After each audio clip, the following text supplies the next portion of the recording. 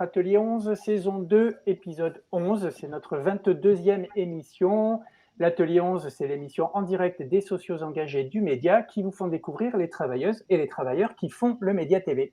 Je suis Antoine et au-dessus de moi, par là, je ne sais plus, là je crois, se trouve Serge Victor. Salut Serge, comment tu vas ? Très bien, ça va. Mieux, et toi ? Mieux ? Oui, comme beaucoup de gens, je sors d'un petit Covid tout mignon. Ah tiens, ok. Non, j'ai eu de la chance. Bon, tant mieux. Ce soir, vous pouvez le remarquer, nous avons deux invités. Le premier est le récidiviste Rémi Canzo-Pages. Récidiviste parce que Rémi, nous avons déjà eu le plaisir de te recevoir au début de notre aventure sur Twitch. C'était en avril dernier. Serge, souviens-toi, en avril dernier. Et j'y étais pas, moi. Non, c'était pas toi. J'étais dans le chat. C'est ça, c'est Michel qui animait l'émission ce jour-là. Rémi Canzo, comment vas-tu ? Ça va très bien, et vous ? Nous, ça va. Ça va. Ça va. Parfait. Notre deuxième invité, c'est Alexis Debaille. Donc pour toi, Alexis, c'est une première. Tu es monteur aux médias. Comment vas-tu ?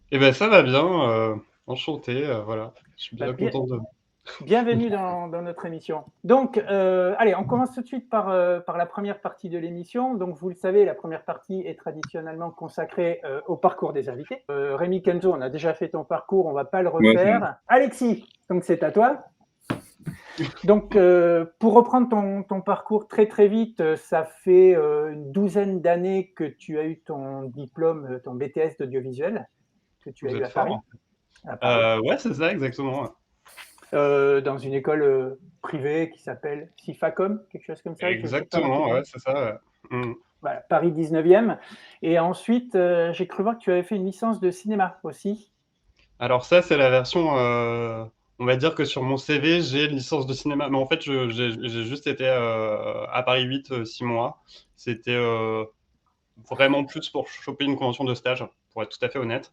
J'ai un petit peu fait à la licence, mais je ne suis pas resté longtemps. Je n'ai pas le diplôme. Voilà. T'as pas le diplôme, d'accord. C'est pour ça qu'on n'a pas trouvé l'information partout. Parfois elle y est, parfois elle n'y est pas. Et non, c'est des rumeurs comme ça.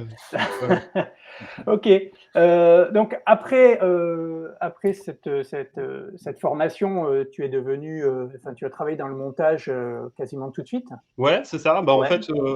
En fait, j'ai fait une formation en métier du son, moi, parce que j'ai fait donc le cursus, c'est celui qu'on fait un peu tous les techniciens, c'est le BTS audiovisuel. Ouais. Et qui a plusieurs spécialités. Et moi, je l'ai fait. J'étais plutôt dans la spécialité du son, et en fait, j'ai un peu bifurqué parce que ça me disait bien le montage aussi. Et je m'y suis mis un petit peu l'année où j'étais à moitié à la fac en stage.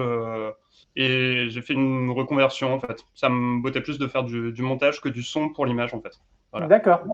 D'accord. Mais ouais, j'ai travaillé assez rapidement. Ouais, tu as travaillé pour plusieurs chaînes, plusieurs sociétés de production, sur plusieurs émissions connues. Alors, pour les chaînes, sur Trace TV, France 5, pour Canal+, pour Direct 8, qui s'appelle maintenant C8, pour Arte. Tu as fait des films institutionnels aussi dans des sociétés de production. Tu as fait un petit peu travailler sur des films d'animation. Oui. Où est-ce que vous avez trouvé tout ça ? En cherchant.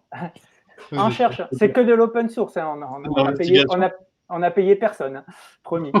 On n'a pas les moyens. Il fait partie de la police, il nous l'a pas dit, mais même non, pas. C'est comme si je surveillais vraiment mes activités sur Internet.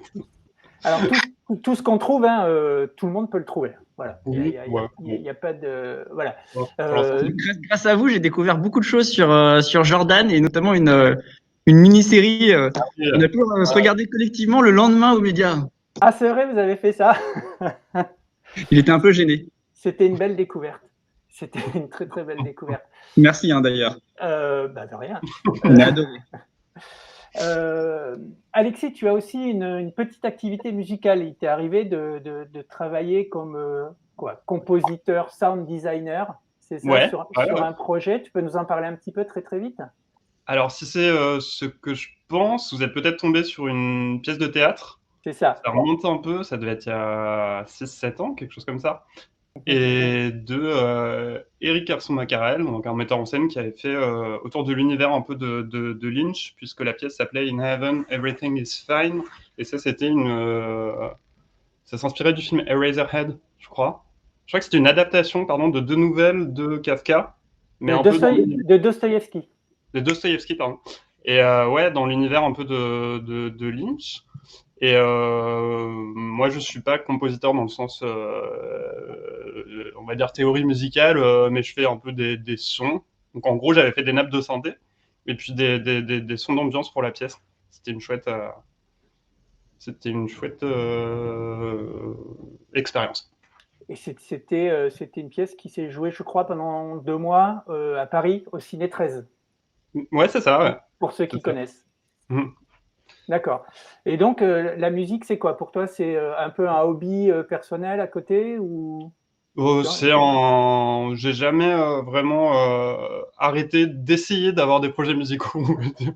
Donc, disons que je fais plein de petits bouts de trucs que je finis souvent pas. Mais là, par exemple, j'ai un truc que j'ai fini l'année dernière, c'est que j'ai composé un morceau de techno qui était dans un film qui était sorti pour l'instant dans le cadre d'un festival, le festival d'MK2 qui s'appelle Chéri Chéri, festival LGBT, pour un film qui s'appelle Down in Paris de Anthony Heckling. Et ça, du coup, bah, j'ai composé un morceau pour le film. Voilà. Et du coup, je passe pas mal de temps à essayer de faire un peu de musique électronique plutôt. Donc, après toutes ces expériences professionnelles, parce que tu as quand même travaillé, on ne va pas tout citer, mais sur pas mal d'émissions différentes, hein, Ouais. tu es arrivé aux médias en octobre 2018, donc Ouais. Le média était encore jeune. Ouais. Comment et pourquoi tu es arrivé aux médias? Est-ce que c'est un hasard? Est-ce que tu connaissais déjà quelqu'un qui bossait, qui t'a appelé? Ou est-ce que tu connaissais le média par ailleurs et tu avais envie de travailler pour le média qui arrivait juste? Ça s'est passé comment en fait? Alors en fait, j'étais en coloc avec Marion Plantier, qui est une autre Ah. monteuse du média, et qui a dû arriver 1 ou 2 semaines avant. Voilà, et à un moment donné, qui pouvait pas, qui est monteuse aussi du coup, et donc du coup, qui pouvait pas travailler un jour, et je l'ai remplacé, et du coup, depuis, on est tous les deux régulièrement. Marion D'accord. qui avait fait C'est vraiment... le vrai média l'année Ouais. dernière. Exactement, ouais. Exactement. Et du coup, c'était un peu par hasard. C'était un peu par hasard, et puis il se trouve que moi, à ce moment-là, je venais de terminer de travailler pour Arte, parce que l'émission sur laquelle je bossais n'existe plus, enfin, n'existait plus. Et du coup, ça tombait bien. Et puis j'ai enchaîné, ça s'est bien passé. Et tu y es encore? Et j'y suis encore.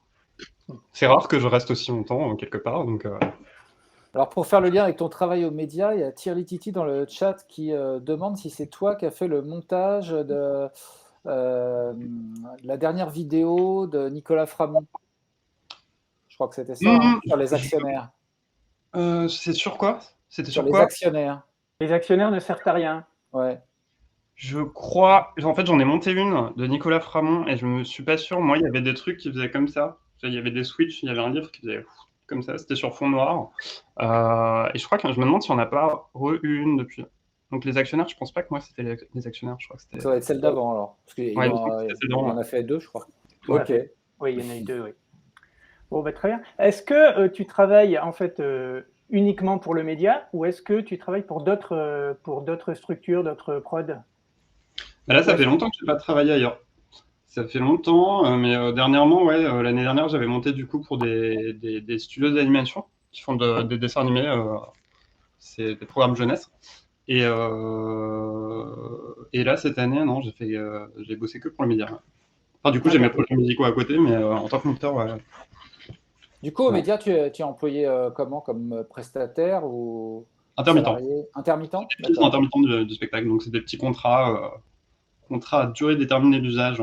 C'est les contrats intermittents qui sont un peu comme des CDD élastiques, qui durent 15 jours. Voilà, mais C'est des DU. c'est des DU, ouais. Des DU, ce sont? D'usage. Ah oui, d'usage. Ouais. D'accord. En fait, c'est les mêmes qui sont dans la restauration, je crois. Donc c'est un peu plus élastique qu'un CDD. Par exemple, si voilà, un documentaire, on ne sait pas si ça va durer 3 ou 4 mois, on peut dire 3 mois, et puis après... C'est spécifique à la convention collective de l'audiovisuel et à celle aussi dans la restauration, en fait. D'accord. Ok. Ah, c'est le syndicaliste qui nous donne son expertise. On n'aime pas trop les CDDU, nous, à la CGT. Malheureusement, dans la restauration, ils n'ont pas le statut d'intermittent. Voilà. pas le statut de chômeur intermittent, ce qui est un peu injuste. C'est différent. Serge, est-ce que tu as d'autres questions à poser à Alexis sur son métier de monteur? Du coup, on va peut-être embrayer sur ton travail avec Rémi. Est-ce que tu travailles avec d'autres journalistes aux médias ou surtout avec Rémi? Franchement, je crois qu'on a tous fait tout le monde, les monteurs à peu près. Je travaille souvent avec Irving aussi, Ouais. avec Taha, avec Théophile. Avec tout le monde, en fait. Ouais, franchement, je pense que. Bah, il y a, par exemple, le Thomas Porcher, Elsa, maintenant c'est Lisa, l'instant Porcher, ça a été beaucoup Guillaume, puis maintenant c'est Arthur, un nouveau monteur. Mhm. Mais sinon, ouais. En fait, c'est plutôt que par journaliste, c'est plutôt par format, en fait, que les habitudes se font. Ouais. Peut-être. Oui, c'est ça. J'allais demander, une émission n'a pas un monteur attitré? Si. Ça dépend. Ça dépend, parce que, encore une fois, par exemple, l'émission de santé, comment ça s'appelait déjà? Symptômes critiques. Symptômes critiques. Ouais, symptômes critiques, c'était. Héloïse Bajou. Héloïse Bajou, c'était Guillaume. qui le montait, c'est-à-dire que quand il y a un feeling, quand ça se passe bien entre un journaliste ou une journaliste, un monteur, une monteuse, il n'y a pas de raison de changer, a priori, quand on est dispo. Je pense que chacun a ses petites. En fait, quoi. c'est même plus que ça entre Guillaume et Symptômes critiques, c'est que Guillaume et Héloïse ont co-pensé ensemble le format et l'émission. Ouais. Donc c'est pas seulement qu'il y a une histoire de feeling, quoi, c'est qu'il y a aussi un truc, l'émission elle a été co-montée, co-réalisée à deux, quoi. Mais après, il y a une part de disponibilité, bien sûr. Alors, on va en reparler dans la deuxième partie de l'émission, puisque ça sera un petit peu la thématique de cette deuxième partie, c'est le travail de coopération entre Alexis et Rémi, quoi. On va en parler. Ce que j'ai dit pour Guillaume et Héloïse, en fait, c'est un peu la même chose sur État d'urgence avec Alexis et moi, en fait. Voilà, ben oui, c'est pour ça qu'on vous a invités tous les deux. Donc, on peut dire qu'Alexis est le monteur attitré d'État d'urgence. Bah, c'est arrivé que d'autres monteurs travaillent avec moi, surtout quand Alexis en fait est pas disponible. Genre pendant les vacances et tout, mais c'est quand même assez exceptionnel, quoi. Ça arrive 3 fois dans l'année. Et il y a combien de monteurs actuellement aux médias? On est 4. Ouais, 4. En gros. Vous travaillez toujours seul au montage ou ça vous arrive de travailler en équipe? Je ne sais pas du tout comment ça se passe. C'est-à-dire seul. Est-ce que le travail de montage, c'est quelque chose qui se fait Idéalement, ça se fait en binôme. Ah ouais?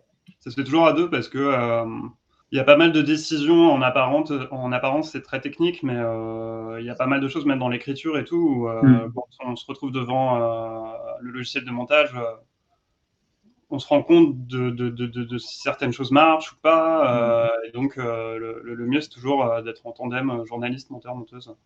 En fait, on fait 50 modifications pendant un montage et les modifications, elles peuvent aussi avoir un impact éditorial. Donc, parce qu'on peut enlever des choses qui peuvent aussi changer le sens ou en rajouter parce qu'on considère que là ça marche pas. Enfin, il y a quand même. Puis même en termes d'illustration, si on modifie l'illustration qui couvre un passage, enfin, je veux dire, ce qui illustre un propos, ça apporte aussi un sens, une information. Donc, c'est vrai que c'est mieux d'être à deux.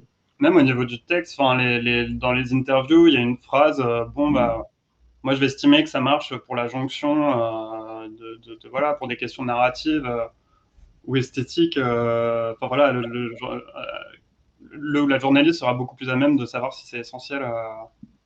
Ah oui, mais donc quand tu dis tandem, en fait, tu parles du monteur et du journaliste. Ah oui, tu veux dire, oui, en équipe de monteurs, non, pas trop. C'est-à-dire qu'on va se céder les uns les autres, évidemment, s'il y a un problème technique. On communique tout ça, mais non. Sinon, il est arrivé qu'on récupère le projet d'un autre monteur et vice versa. Mais ça, c'est plutôt exceptionnel. En général, c'est pas très pratique, donc c'est vraiment quand on n'a pas le choix. Mais non, on ne travaille pas à plusieurs monteurs sur le même projet. Parce que j'ai vu que dans ton CV, tu as été assistant monteur, monteur, chef monteur, monteur image. C'est quoi les différences de… Ben, en fait, c'est un peu des statuts de convention collective, donc la convention collective qui établit les salaires dans la profession, dans l'audiovisuel. En fait, t'as pas monteur, je crois.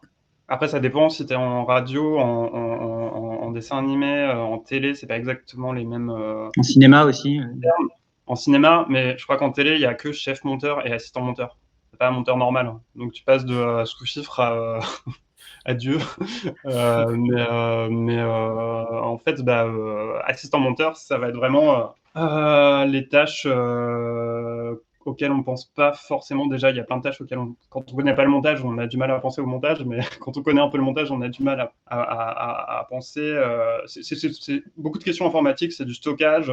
C'est-à-dire que dans le temps, quand c'était de la pellicule, il y avait l'assistant monteur avec sa paire de ciseaux qui coupait la pellicule, et le monteur, la monteuse qui décidait de où il fallait couper exactement, en gros. Ça, c'est l'image. Maintenant, ça a beaucoup évolué. Il y a 10 ans, c'était encore très différent de maintenant, puisque voilà, l'informatique, ça a beaucoup évolué. La taille des fichiers n'est pas du tout la même. Les logiciels fonctionnent différemment. Avant, il y avait encore beaucoup plus de travail il y a 10 ans pour préparer un montage. Mais il y a beaucoup d'organisation, c'est beaucoup du rangement dans les dossiers, faire la synchro. Donc la synchro, c'est quand on ne tourne pas le son et l'image sur les mêmes supports. Il y a un micro qui enregistre le son sur un magnétophone séparé, par exemple, d'une caméra.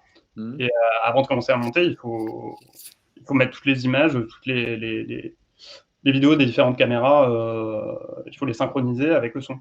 C'est pour ça qu'au début des entretiens, il y a le clap. Il y a le clap, ouais, c'est ça. Il y a le clap, en fait. Voilà, ça sert à ça. Donc, en fait, le clap cinéma, le clap traditionnel du cinéma qui est encore nécessaire aujourd'hui. Absolument. Ouais. Et que vous avez choisi de garder au montage, justement. Ouais, sur les cas d'urgence, ça fait partie de la charte. Ouais. C'est un peu c'est classique, quoi. Alors, tant qu'on est dans la technique, en préparant cette émission, on a une question un peu pour geek. Quel est le matériel utilisé pour monter aux médias ? Des ordinateurs d'un certain âge. Je pense que ça inclut aussi comme question le logiciel utilisé. Adobe, on est sur Premiere. On est sur Premiere aux médias. Je pense que c'est l'avantage de Premiere aujourd'hui, c'est que c'est un logiciel qui est pratique pour travailler vite. Il gère très, très bien des formats en natif. Si on part sur les trucs de geek, ça va être très ennuyeux. Mais on peut très vite avoir des rushs, les mettre dedans et ça marche. Et on peut monter directement dessus, ce qui n'est pas le cas de tous les logiciels. Et puis la suite Adobe est maligne parce qu'il y a plein de...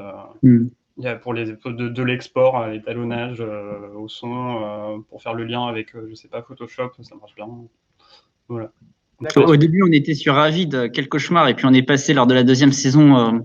Au début, vous étiez sur Avid ? Ouais, on est passé. C'est Aude Lancelin qui a fait passer tout sur Adobe parce qu'il y avait des monteurs justement qui débarquaient et qui étaient là genre en mode mais pourquoi vous êtes sur Avid ? Ils ont bien eu raison. Mais la première saison, ouais, on était sur Avid. Bon, il y a aussi, il y a le Code Pro, il y a aussi qui est moins cher, Ouais. Final Cut. Est-ce qu'on va vraiment faire un débat sur le logiciel ? Non, bah, Final Cut et Adobe, ça se ressemble vachement, quoi. C'est quand même similaire. Final Cut, en fait, ils avaient il y a un moment donné où Final Cut, ça a été un peu. Ils ont changé complètement radicalement leur logiciel. C'était il y a peut-être 10 ans déjà. Final Cut 7 et Final Cut Pro. Final Cut Pro 10. Ouais. Et Final Cut Pro 10, apparemment, il est vraiment très bien pour. C'est un peu un e-movie haut de gamme.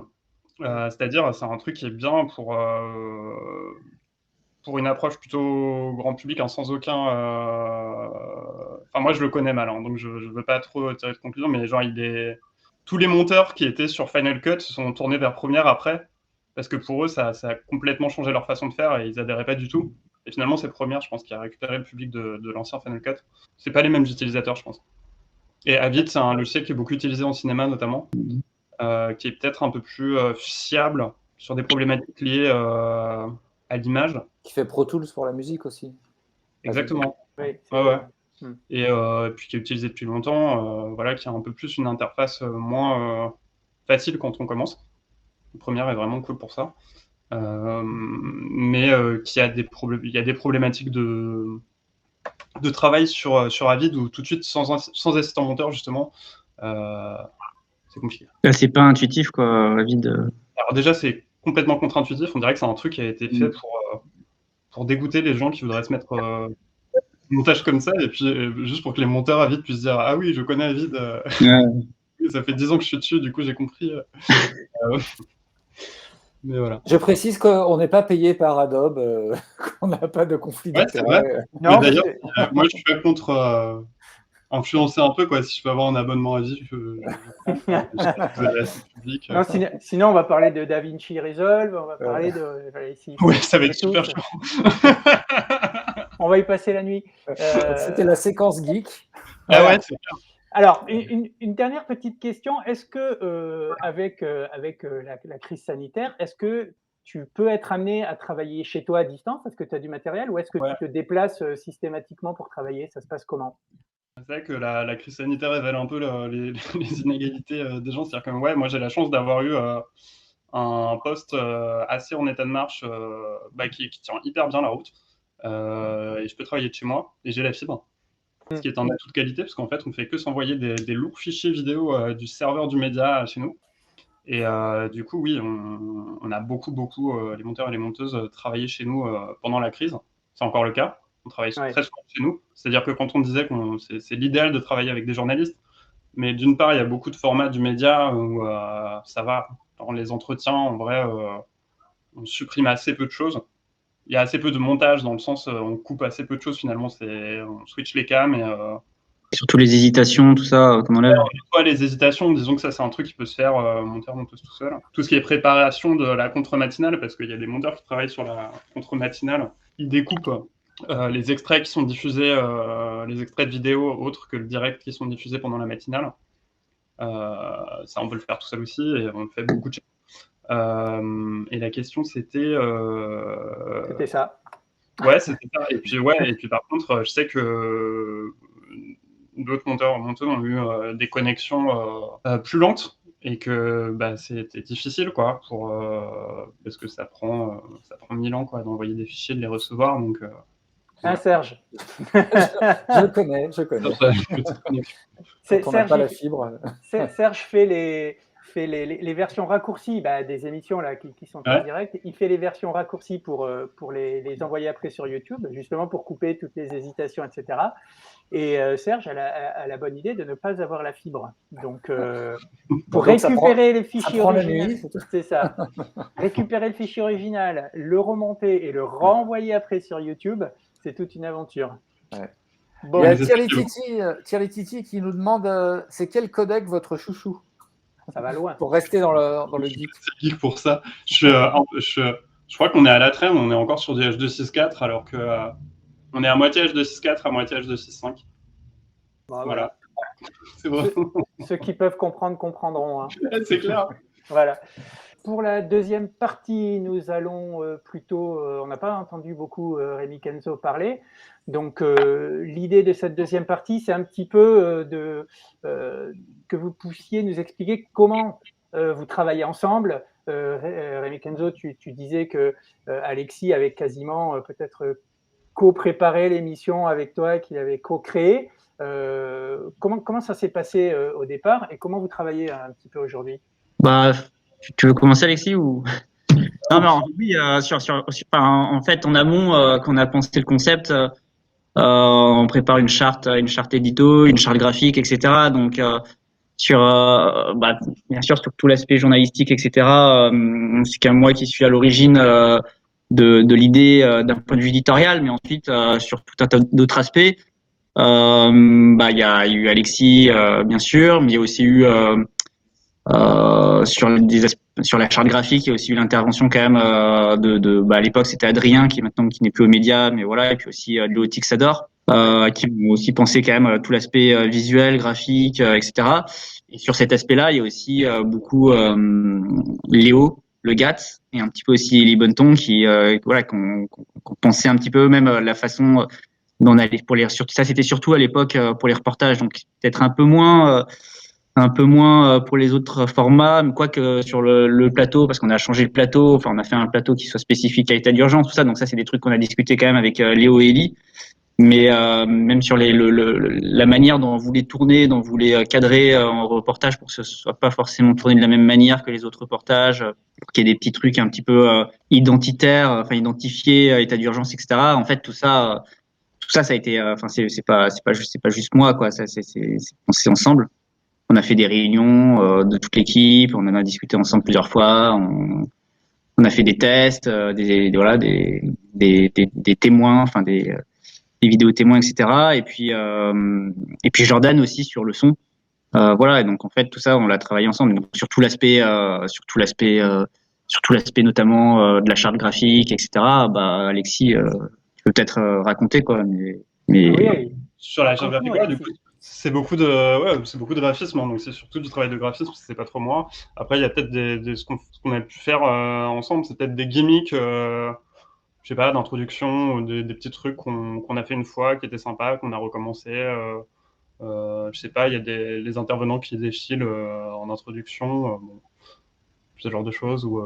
Mais ouais, ouais. c'est surtout que tu as organisé des réunions pour donner un peu une identité à l'état d'urgence avec un peu tout le monde, quoi. Hmm. Puis la charte graphique, on l'a rédigée et tout. Enfin, là, on a un truc un peu. Bon, elle a évolué au fil des saisons quand même, parce que l'idée, c'est à la fin de chaque saison, j'essaye de réunir tout le monde pour commencer à réfléchir à la saison suivante et voir comment on peut faire évoluer le format. Mais ouais, l'idée, c'est d'avoir vraiment un truc qui donne une identité au format et qui est des voilà qui est des choses qui soient très spécifiques, que soit par exemple là à l'instant Alexis parlait du fait, enfin, tu mentionnais par exemple dans les reportages, on a tous les protagonistes du reportage juste avant le générique face cam. En split screen, Voilà. faudra deux fois, mais Je sais pas si vous voyez, mais en gros face cam, enfin face à la caméra, il défile juste avant le générique. Ça c'est un truc ouais qu'on avait pensé, enfin qui était pas là au début quoi, qui est arrivé ensuite, parce que voilà, on a trouvé que c'était un moyen aussi d'identifier encore plus le format reportage sur état d'urgence et de le distinguer aussi des autres reportages du média. Et c'est un truc qu'on a fait notamment avec Ellie et Léo aussi, quoi. C'est des trucs qu'on a pensé quand, voilà, quand on construit le reportage en images, quoi. Et alors pour le montage, après, quand vous travaillez justement en tandem, quand vous êtes à distance, comment ça se passe en fait? Rémi fait un gros travail en amont. En fait, une fois qu'il a tourné ses interviews, généralement, il les regarde et il note il scripte tout et il relève ce qu'on appelle les time codes, donc le temps qu'il veut garder de l'interview, en fait, il le met sur papier et il m'envoie, on va dire qu'il a déjà bien dérushé, c'est-à-dire sélectionné des parties qu'il voudrait garder et il m'envoie un fichier texte avec du coup les temps de ce qu'il veut garder écrit. Et moi, à partir de là, je peux déjà faire ce qui s'appelle un ours, donc un bout à bout de tout ce qui est de tout ce qu'on garde. Là, je peux me rendre compte que c'est trop long éventuellement, qu'il y a un moment où il y a un intervenant, une intervenante qui parle trop longtemps. On s'en rend compte. Moi, je propose de raccourcir certains trucs parce que je trouve que ça marche ou que ça marche pas. Et généralement, j'envoie une première version à ce moment-là, en milieu de tiers de journée. Et il propose de retailler dedans, quoi. Ensuite, il y a des formats, c'est quand même un petit peu plus dur à distance. Enfin, le reportage et la chronique, en fait, c'est deux formats où c'est quand même un peu compliqué de faire ça à distance. Et en général, on s'arrange pour être ensemble en présentiel. Bah, typiquement, là, on a monté une chronique ensemble aujourd'hui. On était toute la journée ensemble parce que pour les chroniques, c'est un peu plus difficile. Pour les entretiens, ça pose pas vraiment de problème d'être à distance parce que il y a beaucoup moins de choses à monter. Enfin, c'est quand même très différent, quoi. Puis il y a moins de décisions éditoriales, il y a moins de choix à faire, quoi. Ouais. Alors que pour une chronique et un reportage, c'est quand même, enfin, le montage, le truc, il évolue sans cesse. Ensuite, chaque format demande une préparation un petit peu différente parce que le reportage, c'est ce qui demande le plus de travail de façon générale. Bon, bien sûr, parce ça demande plus de tournage et ça demande aussi Voilà, toute l'enquête, toute la préparation, etc. Mais en termes d'écriture aussi, c'est ce qui prend le plus de temps parce que en fait, le reportage, on l'écrit avant de partir en tournage. Et on sait normalement, avant de partir en tournage, à quoi va ressembler le reportage globalement, même si évidemment le truc il évolue au moins 3 fois. C'est-à-dire, on a le reportage tel qu'on l'écrit avant de partir, le reportage tel qu'il sera une fois tourné, qui est en général déjà un petit peu différent de ce qu'on avait imaginé avant, et puis le reportage une fois monté, qui est encore différent. Donc l'écriture, elle évolue quand même sans cesse, mais avant de partir en tournage, en général, alors pas pour les petits tournages d'actu, hein, je parle vraiment des reportages magazines, quoi, les trucs au moins de 13 minutes. Mais en général, on essaye de l'écrire avant de partir. On sait à peu près, on sait qu'il va y avoir dedans, on sait à peu près quelle durée chacun va être. On sait en général ce qu'ils vont dire, puisque quand on prépare bien le reportage, on sait d'avance ce que vont répondre les interviewés, quoi. Et donc tout ça en fait, il est déjà quand même bien écrit dans le script. Et et ça permet même, en général, par exemple, quand je pars avec Léo et Ellie, on fait un petit point avant le tournage, on fait un brief où je lui dis à peu près les images d'illustration que je veux dans le truc, et on sait déjà à peu près ce qu'on veut, et les cadreurs savent ce qu'ils vont filmer, etc. normalement avant de partir. Donc ça demande un énorme travail d'écriture, quoi, ce qui est pas forcément le cas des autres formats. C'est aussi pour ça en fait qu'il y a beaucoup moins de reportages et que c'est quelque chose de beaucoup plus rare parce que ça demande tellement de temps, c'est tellement chronophage que c'est difficile d'en faire plus. Alors que moi j'aimerais bien, si je pouvais faire que ça, je ferais que ça, quoi. Et pourtant, le reportage, c'est ce qui se prête le plus ensuite à être resculpté au montage, à la différence d'un entretien en plateau où là, il y a quand même une certaine linéarité qu'on est obligé de suivre si on veut comprendre ce qui s'est passé, quoi. Oui, complètement. Donc Ouais, c'est à la fois plus écrit, plus on sait plus précisément ce qu'on veut, mais par contre il y a plus de malléabilité, j'allais dire, et plus d'opportunités de tout changer au montage. Ouais, mais c'est pour ça que je disais qu'il y a un petit peu 3 versions, quoi. Il y a la version avant d'être parti en tournage, il y a la version une fois revenu de tournage où déjà en fait l'écriture elle a un peu changé parce que forcément il y a toujours des choses en tournage. Voilà, ça se passe jamais à 100% tel qu'on le pense. Et puis et ensuite il y a la 3e version, quoi, qui est celle montée, qui est encore différente toujours bien sûr.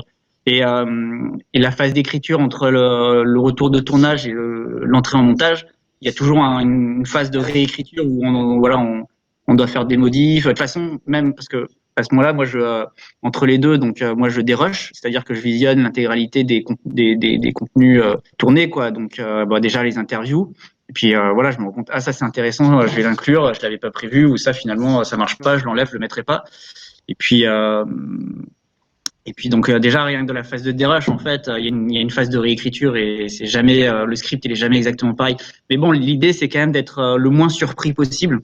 D'avoir le moins de surprises, notamment en tournage, parce que si on débarque en tournage et qu'on ne sait pas exactement comment ça va se passer, on ne maîtrise pas la situation, on ne maîtrise pas exactement les choses et même les interviews, ça peut se passer mal, etc. C'est beaucoup plus difficile d'anticiper ou de rebondir sur un événement, etc. quand on l'a pas préparé en tournage. Et puis en fait, c'est beaucoup plus difficile, surtout pour le rédacteur, c'est une chose, mais c'est beaucoup plus difficile surtout pour les cadreurs parce que les cadreurs, ils dépendent totalement du rédacteur. Ils attendent que le rédacteur leur donne des consignes, les dirige et tout pour savoir quoi filmer, etc. S'ils ont pas eu de brief avant, etc. Enfin, c'est un enfer pour eux et c'est vraiment très compliqué. Donc l'idée, c'est pour ça qu'on fait un point avec eux. Je leur explique un petit peu ce que je veux, l'intention éditoriale, etc. Et puis dans quoi je les embarque. Hein, si c'est un truc un peu si c'est une interview posée, tranquille avec un intellectuel, par exemple, c'est pas la même chose que si on va essayer de choper à la sortie, je sais pas moi, d'un conseil municipal, une élue qui refuse de nous accorder des interviews. Voilà. Aubervilliers. Aubervilliers notamment, ouais, mais il y en a eu. D'ailleurs, plusieurs fois Aubervilliers ces mois-ci, mais ces derniers mois. Mais... Alors, on reviendra peut-être sur Aubervilliers. Il y a quelque chose toujours en préparation ou Ouais, c'est toujours en cours. C'est un reportage qu'on a commencé en mars et qui sortira, j'espère, avant mars. En fait, c'est un suivi au long cours, quoi, de ce qui se passe là-bas. Donc, quand je me suis lancé dans le reportage, l'objectif c'était pas de le sortir tout de suite. C'était de faire, de voir l'évolution de la situation et c'est un suivi au long cours quand même. Mais régulièrement, quoi, je vais faire des tournages au moins une fois par mois. Il y a un tournage lié à ce reportage, quoi. Pour ceux qui n'ont pas suivi, c'est le problème des jardins ouvriers d'Aubervilliers qui sont en cours de destruction Mhm. à cause des Jeux Olympiques, d'un projet de solarium, c'est ça Ouais, enfin une piscine olympique et dans lequel il y aura un solarium et ce solarium il sera construit sur les terres enfin, une partie certaines parcelles des jardins ouvriers des Vertus d'Aubervilliers qui est l'un des derniers héritages des plaines des Vertus qui est une des plaines qui était très fertile, une plaine maraîchère d'Île-de-France quoi, avec des sols très fertiles et ouais je fais partie des journalistes donc on suivi le truc depuis le début même avant les travaux j'avais commencé à tourner avant les travaux parce qu'on savait qu'il y allait y avoir des problèmes donc avant l'occupation etc et voilà l'idée ce sera de raconter un petit peu toute l'histoire et le combat de ces jardiniers. C'est important de souligner que ce travail là, dont tu parles, justement, c'est quelque chose qui est au long cours. Parce qu'on voit souvent des gens, notamment parmi les sociaux, qui se plaignent parfois qu'il n'y ait pas assez de reportages, qu'il y ait trop d'émissions de plateau, qui réclament des documentaires, des reportages au long cours, etc.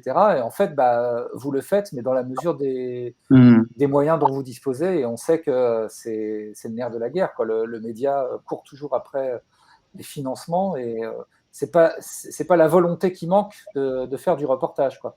Bah, ils ont raison et nous aussi on aimerait bien en faire plus et je pense que Alexis aussi ouais, je crois qu'il On en a marre des plateaux. voilà il a des reportages et il attend et régulièrement il me fait la remarque quand est-ce que tu peux peut-être quand est-ce que qu'on monte des reportages quoi. Non mais ouais parce que Alors, ouais à un moment donné quand on filmait plus de reportages effectivement pour un monteur et une monteuse ça fait plaisir d'avoir des belles images aussi à monter à manger parce que on en a marre du plateau. mais c'est le plateau à manger, en fait, il y en a marre, c'est ça. Il y en Le a plateau beaucoup. repas, ça va bien. On n'aime Alors, plus le plateau. est-ce que dans vos pratiques professionnelles respectives, parfois vous agissez en fonction de ce que vous savez que l'autre va apprécier ou vous évitez des choses? Par exemple, est-ce que Rémi Kenzo, en reportage, tu dis, eh ben, tiens, ça, je vais préparer ça parce que je sais que Alexis, il va aimer ce truc-là? Ou est-ce que Alexis, toi, tu te dis, tiens, je vais le monter comme ça parce que je sais que Rémi Kenzo aime bien ces petits effets, ce genre de choses-là? Ouais, bien sûr. Bah, on sait enfin, moi, une fois qu'on a monté 2-3 fois ensemble, oui, on sait ce que l'autre aime bien. Je sais quelle remarque va me faire Rémi. Je sais sur quoi on va pas être d'accord. La On se musique. dispute tout le temps sur la musique. Sur quoi? Sur la musique. Ah, la musique. Ouais, non, mais voilà. Mais oui, on sait comment on fonctionne. Enfin, voilà, on sait ce que veut l'autre. À propos de bande son, il y a Tirlicity dans le chat qui pose une question sur la voix de Nicolas Hulot qu'il y a dans le générique. On l'a enlevé. Qu'elle a disparu. On l'a enlevé. Enfin, Jordan l'a enlevé. On doit réenregistrer. Allez, je vous donne un scoop. Normalement, Oui. on met une citation de Karl Marx à la place. Ah, oh, on y gagne. Donc c'est pas contrairement à là, on avait pris des voix de personnalités, celle de Nicolas Hulot notamment, qui était prise, voilà, voilà, mais enfin qui avait été enregistrée, mais pas aux médias, mais voilà. Enfin, vous avez compris. Ouais. Mais donc là, c'est un truc qu'on va devoir réenregistrer en cabine parce que, enfin voilà, pour différentes raisons, il faut qu'on la réenregistre. Mais a priori, ça va être ça. Mais ouais, en fait, c'était pour le reportage, le dernier qui est sorti là avant les vacances de Noël. En fait, c'est vrai que on a mis le générique, mais j'avais totalement oublié quoi. J'y avais même pas pensé. Et puis c'est ensuite, une fois que le truc est sorti, on s'est dit ah merde, il y a Nicolas Hulot dedans. Oh non, ça craint et tout. Et du coup, Jordan, on a demandé à justement là, quand on parlait de travail co-pensé ensemble sur les formats, etc. Du coup, j'ai demandé à Jordan, voilà, si on pouvait réfléchir à essayer de trouver un truc ensemble. Et puis aussi à Alexis qui a un peu checké derrière également. Et puis du coup, voilà, c'est Jordan qui a trouvé cette citation, qui s'est dit ah ça pourrait être bien de l'inclure et tout. Et voilà. Alors moi, j'avais jamais percuté sur la voix de Hulot. C'est celle de Macron que j'entends à chaque fois, ça me hérisse quand je l'entends. Enfin, moi, j'aimerais bien, mais peut-être ce sera pas tout de suite parce que pour des questions de moyens, là, on pouvait pas. Enfin, moi, là, Alexis m'avait fait la remarque, ce serait bien qu'on refasse un nouveau générique parce que là, ça fait 2 ans qu'on a le même et que voilà, c'est bien aussi pour renouveler, etc. Bon, j'en avais parlé avec Bertrand, on n'avait pas les moyens de caler des techniciens, parce que c'est quand même du travail, quoi. Ça peut être plusieurs jours de travail, donc là, on a essayé de faire juste. On n'a pas de graphiste à plein temps là. Ouais, c'est ça. Voilà, il aurait fallu prendre un graphiste, prendre un graphiste pour ça, quoi. Donc, ce qu'on s'est dit, c'est qu'on allait faire juste des petites modifs dedans, mais à terme, je pense que peut-être pour la prochaine saison, ce serait bien, quoi, qu'on refasse nouveau générique. Après, Ou là, peut-être en renouvelant et en enlevant totalement, parce que là, pour le coup, on a laissé Greta Thunberg et Emmanuel Macron, donc peut-être un truc que sur des stipulations, ça peut être bien aussi. On peut lancer un concours de générique, peut-être. Ouais, pourquoi pas. Pourquoi pas. Après, changer de générique d'une émission tous les ans, c'est luxe. Hein. Ouais. Tous les médias, Alors, ensuite, même les grands médias ne le font pas. Ouais, mais c'est-à-dire changer de générique, mais tout en gardant un petit peu la charte graphique, quoi. Je vous invite à regarder l'évolution du générique de Thalassa à travers les années. Ah oui, là, évidemment. Mais bon. On a déjà changé de générique. État d'urgence, c'est pas le même que lors de la première saison d'État d'urgence. Ouais, c'est vrai. À la base, il y avait un globe terrestre qui faisait. Ouais, c'est vrai. Alors, écoute, dans la liste des questions, il y avait Scoop. Ben, on a eu un Scoop. Hein, déjà, c'est pas mal. Dans la liste aussi des questions qu'on a prévues, c'est par rapport à Face à l'urgence. Mais ça, Serge, c'était toi qui souhaitais poser ces questions. Je vais te laisser la main, du coup, continue. Sur la catégorie là, Face à l'urgence, où tu interviews des responsables politiques dans le cadre de la campagne, un peu, est-ce que tu as des critères de choix? Parce que jusqu'à présent, il y a eu, si je me souviens bien, Mathilde Panot, Benoît Hamon, Sandrine Rousseau, Anas Kazib, Philippe Poutou. J'en oublie peut-être. À quand Valérie Pécresse et Éric Zemmour Est-ce que tu as des critères de choix? Est-ce qu'il y a aussi des gens qui, à l'inverse, éventuellement refusent Ouais, j'en ai beaucoup qui ont refusé. En fait, là, j'en ai pas eu dernièrement parce que j'arrive pas à en avoir. Alors, bon, il y a eu, à part Mathilde Panot. T'arrives pas à en avoir parce qu'ils veulent pas venir aux médias ou parce qu'ils sont pas sûrs de se présenter Là, j'ai eu par exemple plusieurs candidats qui ont donné leur accord de principe pour venir, mais on n'arrive pas à caler le truc, quoi. Alors ensuite, j'arrive pas à savoir s'ils me baladent, hein, c'est possible, ou si on est fait juste parce qu'ils privilégient d'autres médias, des médias avec plus d'audience que nous. On est à la fin de leur priorité, et du coup, ils nous caleront quand ils auront un trou dans leur agenda et que pour l'instant, ça se produit pas parce que ça sera de plus en plus dur. Plus on approche de la campagne, plus ce sera compliqué. Mais ou alors juste ils veulent pas venir, mais ils le disent pas, ils prétextent leur agenda pour ne pas venir. C'est possible aussi, j'en sais rien, mais en tout cas j'ai eu plusieurs accords de principe comme ça, mais qu'on n'arrive pas à caler. Ensuite il y en a ils répondent pas et il y en a ils disent non. Et il y en a qui disent qui répondent mais sans répondre en disant on va y réfléchir ou peut-être plus tard, mais qu'on n'arrive pas à caler. Mais ouais, ce que je disais, c'est qu'à part Mathilde Panot, c'est tous. Ah non, il y a eu Benoît Hamon et Mathilde Panot. Il y a eu deux personnes qui n'étaient pas candidats à la présidentielle. Donc Benoît Hamon, il était candidat au régional, donc c'était dans le cadre des régionales. Mais c'est pour ça, là, dernièrement aussi, les difficultés, c'est que moi, je voulais avoir que des candidats à la présidentielle. Et ceux-là que j'ai du mal à caler. Peut-être que du coup, on va assouplir un peu. Ensuite, les seules exceptions que j'ai faites dernièrement dans les invitations qui n'étaient pas des candidats, c'était des macronistes, parce que Macron, j'ai conscience que quand même, ce sera très difficile de faire venir. Donc j'ai invité plusieurs macronistes, ils ont tous refusé ou alors ils n'ont pas répondu. Donc ça a été les exceptions, quoi, qui n'étaient pas des candidats à l'élection présidentielle. Et mais j'ai pas fait d'invitation à droite de LREM et MoDem parce que pour des raisons éditoriales. Est-ce que tu as invité Hélène Touy? Alors, je me suis posé la question, mais non, je ne l'ai pas invitée. Peut-être que je le ferai, mais... Alors, pour ceux qui ne savent pas, Hélène Touy, elle est candidate à la présidentielle pour le Parti animaliste. Voilà. Mais c'est vrai que je me suis posé la question et pour l'instant, j'ai privilégié plutôt des candidats un peu plus visibles. Tu veux pas inviter Hélène Touy quand même? Peut-être que je l'inviterai, oui. Mais c'est vrai que là... Même elle a quand même un super nom, moi j'aime bien. Mais là, il y a des discussions, avec... dans juste le nom, quoi. Il y a des discussions avec plusieurs candidats, mais franchement, Et c'était pas aussi compliqué. Enfin, c'est de plus en plus compliqué, quoi, de les faire venir. Je pense aussi que le thème, souvent, ils sont un peu là, genre en mode, on va parler d'écologie pendant 1 heure. En plus, ils savent que les sièges du média sont pas hyper confortables. Non, en plus, ouais. Oui, mais ils ont une chance de se retrouver dans le zapping des sociaux engagés. Ah, ça, c'est vrai. Ouais, c'est vrai. Et ça, c'est pas donné à tout le monde. Ouais. Alors, sur le choix éditorial, je ne sais pas si tu m'entends là, Rémi. Ouais, désolé, Ouais. je prends juste mon ordi. Tu as écarté, direct, hein. Tu as écarté les candidats de droite ou d'extrême droite, tu disais, mais quand même, tu as essayé d'inviter LREM. Ouais, alors LREM, je me suis dit que quand même il fallait faire une exception parce que ils sont au pouvoir et donc ils ont une responsabilité différente comparée à des personnalités de droite qui sont dans l'opposition. Donc pour répondre à des choses qui sont liées à leur gouvernance pendant 5 ans, je me suis dit que quand même c'était de notre responsabilité de les inviter, quoi, parce que en fait quand on est au pouvoir on doit rendre des comptes et rendre des comptes ça passe par l'exercice journalistique. Donc j'en ai invité plusieurs, mais ça m'étonnerait qu'il y en ait qui viennent avant l'élection parce que voilà, parce que c'est le média et parce que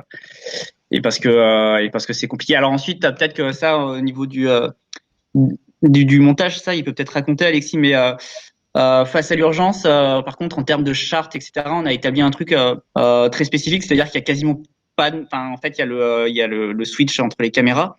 Mais sinon, tu veux peut-être en parler, Alexis, mais ça, pour face à l'urgence, l'idée, c'est de laisser le brut, le plus possible brut, donc il y a quasiment pas de montage, quand on n'enlève pas on n'enlève aucune hésitation, etc., quoi. Faut savoir qu'il y a un truc dont on se rend pas forcément compte, mais dans tous les entretiens qu'on monte, on repasse dessus et on enlève beaucoup d'hésitation, généralement des intervenants. C'est-à-dire on coupe tous les silences, on coupe quand ils refont 12 fois la même phrase, qu'ils ratent. On essaye d'être plutôt empathique pour qu'ils arrivent à délivrer leur message. Et puis effectivement, dans Face à l'urgence, le parti pris, c'était de les laisser un petit peu galérer voilà, c'était un peu le jeu, quoi. Les montrer tels qu'ils sont, du coup, moi aussi, si je me plante, c'est un peu, voilà. Mais alors que les entretiens que je fais, par exemple, quand je reçois un auteur, c'est quand même en général plutôt, si on a fait le choix de les inviter, c'est qu'on les trouve intéressants, donc c'est vrai que on va les aider à répondre. On est dans une démarche plus bienveillante, quoi. Alors qu'avec une personnalité politique, si elle a besoin de 2 minutes pour réfléchir et qu'elle galère et qu'elle n'arrive pas à trouver de réponse, on la laissera, parce que ce sera comme ça, quoi. 2 minutes ou 10 secondes, en fait. Hein. Ouais. Ouais. Parce que ça aura une signification politique quelque part, quoi. Ouais, voilà, c'est ça.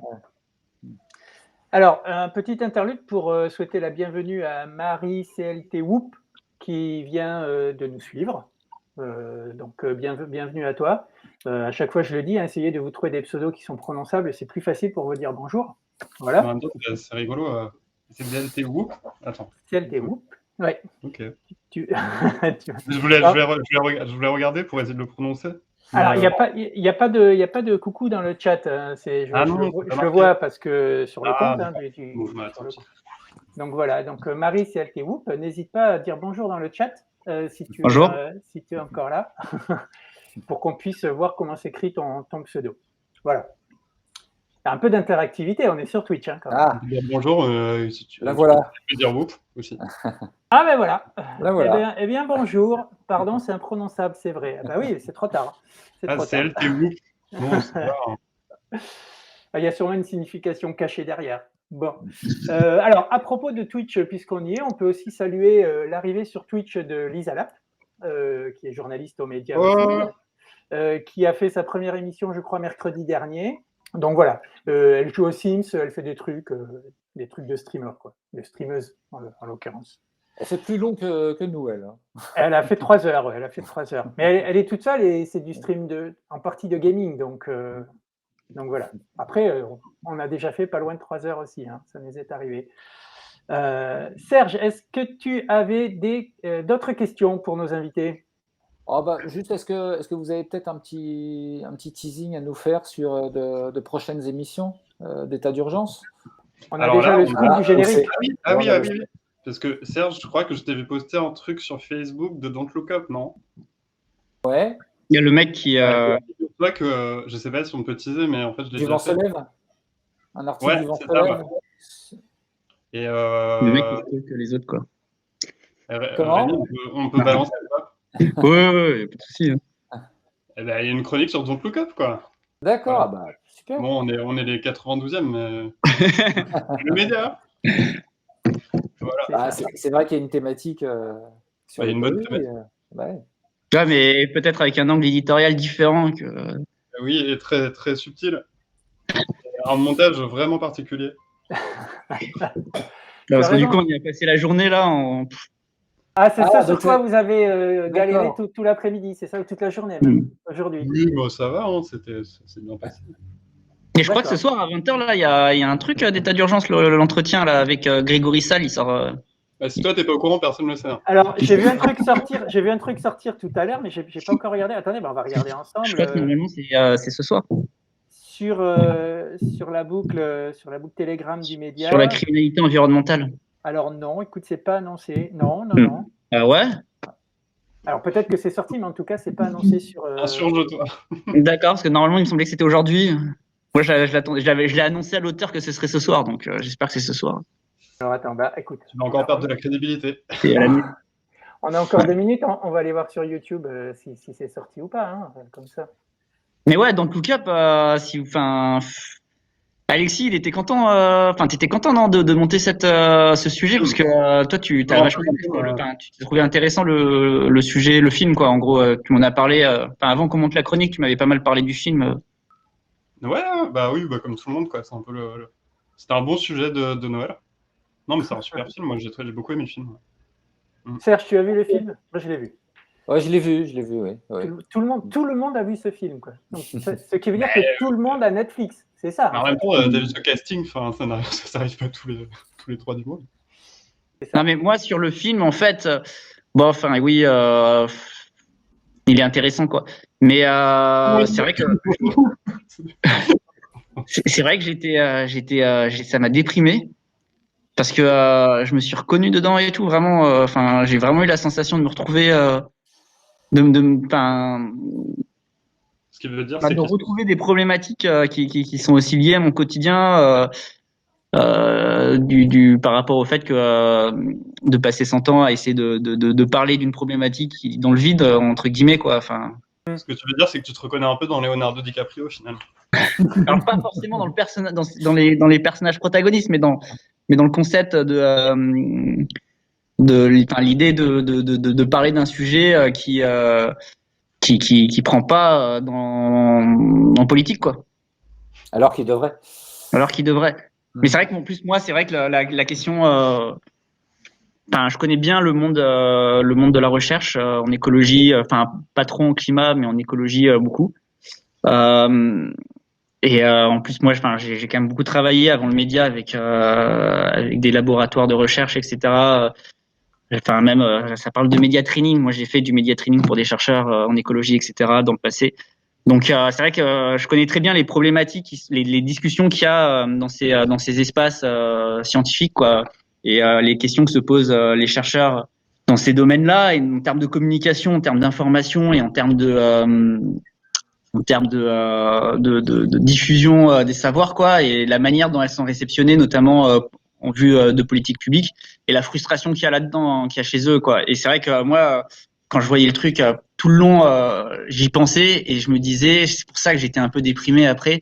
Je me disais, mais en fait, c'est incroyable parce que c'est hyper réaliste et c'est comme ça en réalité, quoi. C'est vraiment moi tel que je le vis et surtout je l'ai vécu à l'époque où je travaillais avec des chercheurs, c'est comme ça que ça se passait, quoi, que je le voyais, que eux le ressentaient aussi, et moi que je le ressentais également. Donc ce film, moi, il m'a vachement parlé, voilà, c'est pour ça que je me suis dit, j'ai quand même pas mal hésité parce que je voulais pas non plus, moi, ça m'intéressait pas de faire une critique de cinéma hein, du film, c'est pas du tout, c'était pas du tout l'objectif, mais ensuite de traiter la question de la relation entre la recherche scientifique et le pouvoir politique, ça m'intéressait un petit peu parce que je sais que en fait c'est une relation pleine d'embûches À propos de ton émission, donc, enfin de votre émission, pardon, donc j'ai vérifié, elle n'est pas sortie ce soir. Cory, Cory qui dans le chat, coucou Cory, qui précise qu'effectivement c'était pas dans les tuyaux,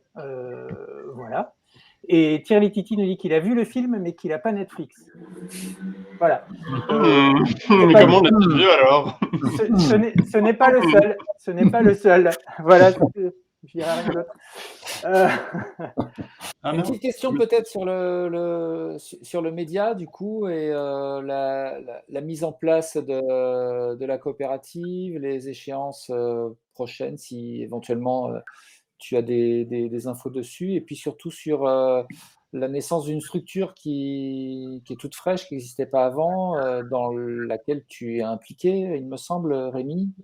Il s'agit du CSE, du média. Est-ce que tu peux expliquer brièvement de quoi il s'agit et quel est le CSE, c'est le comité économique et social, mais en fait, c'est juste l'instance de représentation du personnel. Et ouais, on a eu des élections, c'était fin octobre, je crois. On est 4 élus, 2 titulaires, 2 suppléants, donc tous CGT. Donc, il s'agit de Jordan et de moi pour les titulaires, et d'Héloïse Bajou et de Léo Legat pour les suppléants, parce qu'en fait, il y a 2 collèges, donc un titulaire par collège et un suppléant par collège. Donc, il y a un collège journaliste, un collège production audiovisuelle. Donc, en fait, les autres métiers du média. Et donc Jordan et Léo pour le collège production audiovisuelle et Héloïse et moi pour le collège journaliste. Et voilà globalement ce qu'il faut savoir.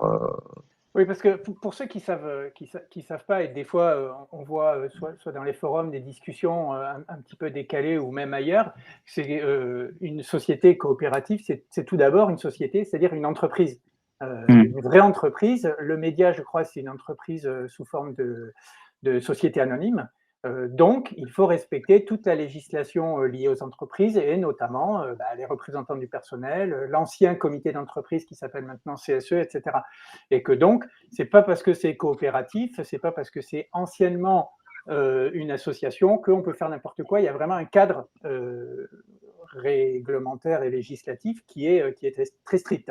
Il faut le rappeler parce que des fois, on entend des sociaux ou des abonnés militants qui poussent un petit peu pour dire pourquoi on ne fait pas ça, pourquoi il n'y a pas ça. Il y a un cadre légal qui est quand même assez strict, même si il a tendance, peut-être un peu trop malheureusement, à se relâcher de plus en plus. Et pas dans l'intérêt des salariés. Le CSE, c'est hyper obligatoire, mais surtout, en fait, c'est hyper important, mais surtout, c'est obligatoire, c'est la loi. Oui, voilà. Donc, de toute façon, pour être dans les clous, il fallait le faire. Ensuite, c'est bien aussi pour les salariés parce que il y a tout un tas de questions qui ensuite peuvent être discutées dans le CSE, qui régissent l'organisation du travail, les conditions de travail, le bien-être au travail. C'est des conditions matérielles et morales. Et par exemple, on s'est un petit peu réparti les tâches au CSE. On a une référente sur les questions de sexisme et de harcèlement. Voilà, c'est Héloïse, par exemple. Donc, s'il y a des salariés qui ont des problèmes à ce niveau-là, notamment si c'est des femmes, elles ont quelqu'un à qui parler, quoi. C'est super important. On a quelqu'un d'autre, Léo Legat, qui est justement référent du coup dans l'entreprise sur les questions d'hygiène et sécurité au travail. Ça, c'est des questions très importantes parce que nous, on a une problématique, par exemple, aux médias, c'est la chaleur, c'est la température. Il fait très très chaud. En particulier à partir du mois de avril par là, jusqu'en octobre. En gros, il fait, je sais pas combien, mais il fait très chaud. Ça, je veux dire, ça induit des problématiques aussi de santé et de sécurité au travail. Puis, il y en a d'autres qui peuvent. Je veux dire, en plus, en pleine période de Covid-19, de pandémie, c'est super important d'avoir quelqu'un référent là-dessus. Donc ça fluidifie en fait les relations et un tas de choses professionnellement, quoi. C'est le signe, faut voir pour le coup le bon côté des choses aussi, c'est le signe que le média se normalise en tant que structure d'entreprise et sort petit à petit du transitoire, du provisoire et des choses un peu bricolées qui ont présidé à sa naissance en fait. Ouais, alors ensuite c'est le tout début, donc pour l'instant on est encore dans la mise en place. Faut qu'on valide encore un accord de fonctionnement du CSE, enfin le règlement intérieur qui est pas encore qui est pas encore signé, etc. Donc il y a tout un tas de choses à faire. Là, c'est vraiment tout le début. Donc tout le travail en fait n'a pas vraiment commencé, il va commencer. Donc voilà. Ensuite, ouais, c'est un signe de maturité pour l'entreprise, mais peut-être, je sais pas, Alexis, toi qui es un peu en dehors de ça, je sais pas comment tu vois les choses, mais je pense que c'est un truc, il y a un besoin et à mon avis, il y a une demande aussi de la part, enfin, il y a une demande, je veux dire, quasi unanime, hein, les salariés dans l'équipe, en tout cas en présentiel, il y avait une vraie, il y avait le sentiment d'un vrai besoin, quoi, pour pouvoir traiter un certain nombre de questions. Ne serait-ce que pendant la pandémie, parce que pendant la pandémie, par exemple, quand il y a un protocole sanitaire, il y a la mise en place du télétravail, tout ça, bah ça doit passer par un CSE. Je veux dire, Elisabeth Borne, là, la ministre du Travail, elle l'a répété, elle l'a rappelé la semaine dernière, je crois, et puis il y a eu aussi des communications de la direction du travail là-dessus. Qui dit que bah, en fait tout ça peut pas passer sans CSE, tout ça doit être mis en place à travers le CSE. On peut pas mettre en télétravail les salariés sans que ça passe par le CSE. On peut pas mettre en place un protocole sanitaire dans l'entreprise sans que ce soit discuté au sein du CSE, parce qu'en fait, c'est aussi des choses qui impactent l'organisation du travail, surtout le télétravail et tout ça. Donc en fait, c'est hyper important qu'on ait tout ça de mise en place. Et voilà, je sais pas ce que tu en penses, Alexis. Je suis complètement d'accord avec toi.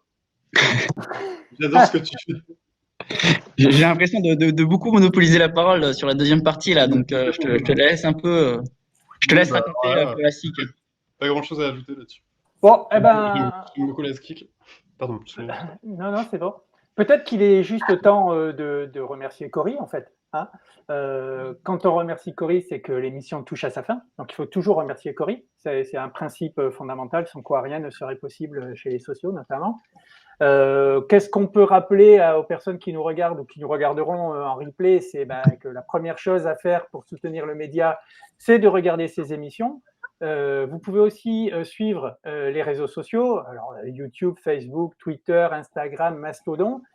C'est valable aussi bien pour le média que pour les socios engagés. Hein, si vous cherchez les socios engagés sur tous les réseaux sociaux, vous allez pouvoir nous trouver. Vous pouvez évidemment devenir abonné ou sociétaire du média à partir de 5 € par mois. Vous pouvez faire un don ponctuel ou régulier. J'ai l'impression d'être dans la peau de Théo là tout d'un coup. Messieurs, merci beaucoup d'avoir pu vous libérer pour notre invitation. Merci de l'invitation. Faudra réinviter Alexis parce que vraiment, je crois que j'ai trop parlé sur cette deuxième partie et il faut lui donner plus de temps de parole. La première lui était consacrée, mais c'est vrai qu'elle a été un petit peu rapide. Donc, c'est le moment de te rattraper, Alexis. Si tu as des choses à dire, là, c'est maintenant. C'est le moment parce que j'ai fait mon speech de fin d'émission. Non, j'avais rien à dire. Non, sur le montage, il y a plein de trucs à dire, mais bon, il faudrait faire une émission spéciale montage avec d'autres monteurs et monteuses. Une émission spéciale geek avec... après, on peut parler de montage, mais sans être dans les noms des codecs. On peut parler de théorie du montage, tout ça. Donc, absolument. Notre idée au départ, c'était ça, hein, c'est d'inviter plusieurs monteurs en même temps. Et puis, pour l'instant, ça ne peut pas se faire, mais on fera une émission spéciale montage. Pourquoi pas? Serge, tu notes, s'il te plaît? Et on la montrera mal, et il faudra que les sociaux, les gens les remettent en place, l'ordre. Alors là, on est carrément en train de créer un concept de nouvelle émission. Interactive de jeu. Pourquoi pas? Bon, mais comme c'est en live, il faudra jouer le désordre. C'est ça. Donc ça demande un travail d'écriture en amont. Il va falloir qu'on trouve de la ressource en temps. Hein, nous, et Rémi pourra l'écrire et voilà. C'est préparé en amont du coup, parce qu'il sait bien le faire. Merci Rémi. On prend note. On pourrait faire ça avec des émissions qui existent en fait déjà, spécialement mal montées pour voir où sont les erreurs aussi. Comme ça, on a de la matière. Ok, un beau projet qui nous attend. On va recruter, je pense, hein, chez les socios engagés aussi. Bon, on se quitte comme d'habitude en musique avec La solitude de l'homme de bar, qu'on va vous laisser dérouler 4-5 minutes pour que vous ayez le temps d'apprécier. Merci à tous de nous avoir suivis. Merci encore à Rémi, Kenzo et Alexis. Merci à Serge. Merci à vous, hein, et puis merci à ce que vous faites avec les socios engagés notamment. C'est super. Si ça peut servir. On est fans. Je voudrais remercier ma famille. Non, mais voilà. Merci. Allez. Vous voyez que je dois supporter toute la journée. Je vois ça. Parfois, il faut réussir à se concentrer en montage. C'est fini, Alexis, hein, c'était avant qu'il fallait, Mais bon, ouais, qu'il fallait intervenir. ça allait trop vite. Bon, ok. À très bientôt, salut tout le monde. Merci, ciao. Merci encore. Ciao.